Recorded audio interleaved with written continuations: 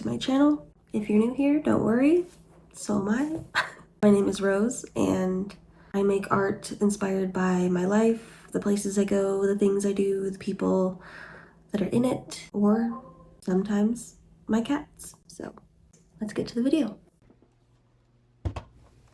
In this video, I'm going to be making a linocut block print. So here I am just making the stencil to be transferred onto the linoleum block.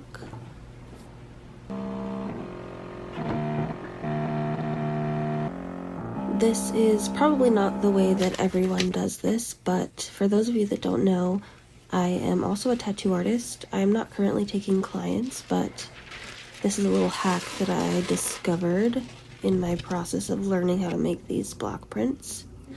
So that is a tattoo stencil printer that I use just to print my image, and then I transfer it onto the linoleum block.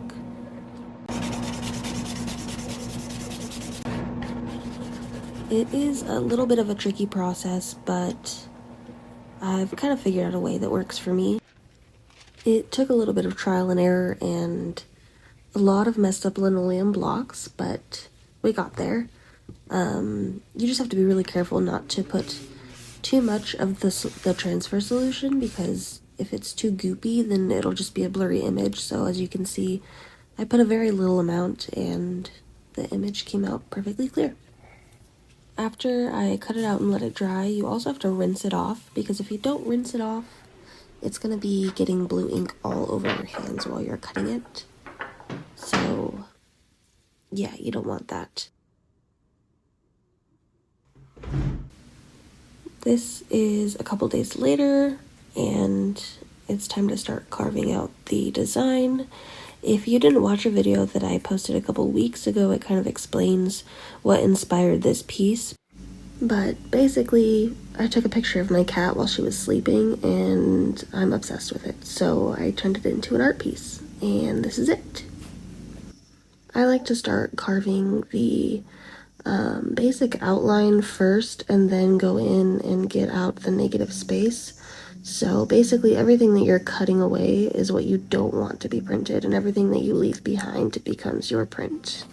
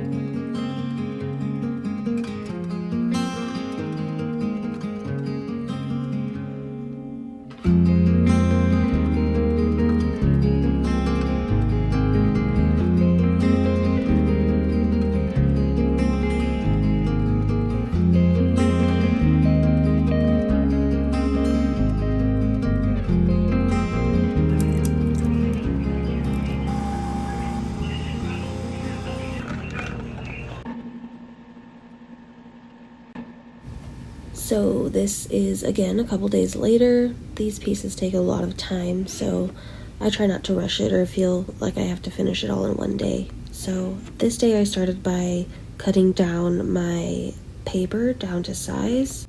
This paper comes in 8.5 by 11, and I'm cutting it down to 8 by 10. It is a handmade latke paper made from latke bushes, so it's tree-free, and I just really like the texture it has. It has little fibers in it that just adds a little something extra, some little details, and I like the organic feel of the paper. I think it just adds something extra special to the prints.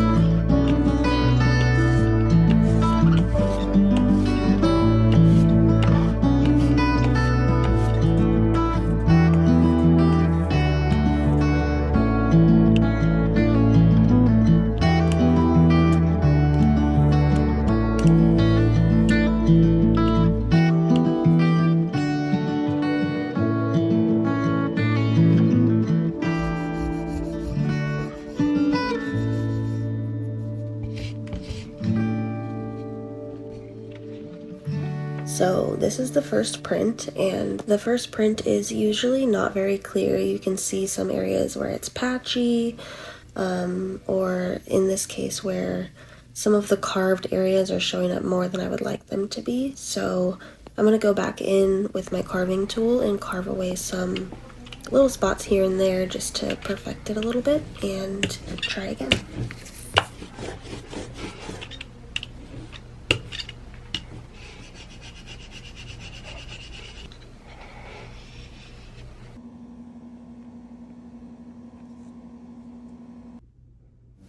You can see this one came out a lot more crisp and clear, so that's good. Now just to do that about a dozen more times. This is a very lengthy and tedious process, but I love it. I feel like each print is unique in its own way. Since every print is printed by hand, each one has its own little variations that are unique to themselves, and I think it makes the art a little bit more special knowing that yours is truly one of a kind. So that's kind of what made me fall in love with this process.